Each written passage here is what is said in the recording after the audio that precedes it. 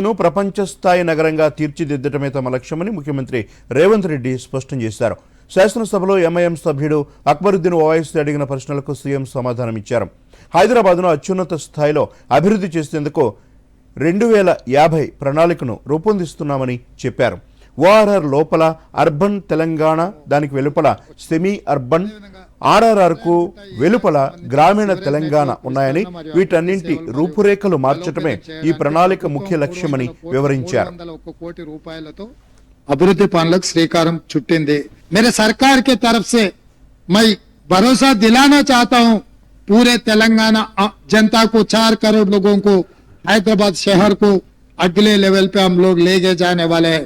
इसीलिए जो हैदराबाद में up to outer ring road के इनसाइड जो शहर है urban Telangana, outer ring road से लेकर जो नया रीजनल रिंग रोड बनाने के लिए जो तैयारी हो रहे वो सेमी अर्बन तेलंगाना और रीजनल रिंग रोड से लेकर तेलंगाना बॉर्डर तक रूरल तेलंगाना 2050 मास्टर प्लान हम लोग बनाने के लिए कोशिश कर रहे हैं. ఇంతేకాకుండా మూసీ రివర్ ఫ్రంట్ ప్రాజెక్టు ఉద్దేశం కూడా వివరించారు.